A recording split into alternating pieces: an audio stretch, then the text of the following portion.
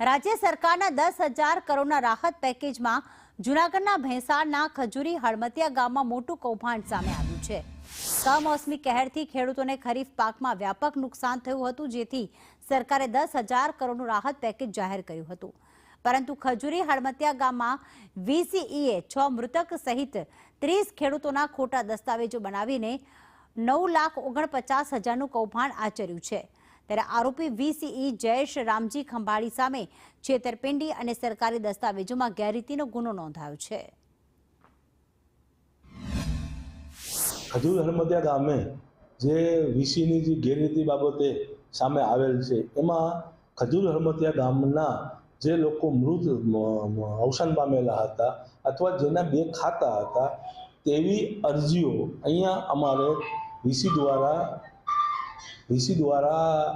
અરજી કરવામાં આવેલ, તે અમારા ગ્રામસેવક દ્વારા બલ્કની ચકાસણીની અંદર એને વિસંગતતા જણાયા આવતા એ તમામ અરજીઓ ગ્રામસેવક કક્ષાએથી નામંજૂર એટલે કે રિજેક્ટ કરવામાં આવે। વિસંગતતામાં જવાબદાર વીસી ઠરેલ હોય, જેથી વીસી ઉપર પોલીસ ફરિયાદ કરી અને આગળની કાયદેસરની કાર્યવાહી કરવામાં આવેલ છે।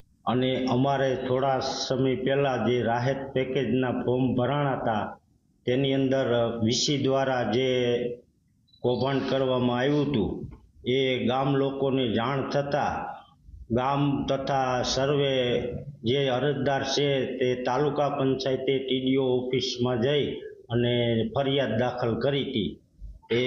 તે લોકો અહીંયા આવી તેની દરેક વ્યક્તિની નિવેદન લઈ અને કાયદેસરની કાર્યવાહી કરેલ છે।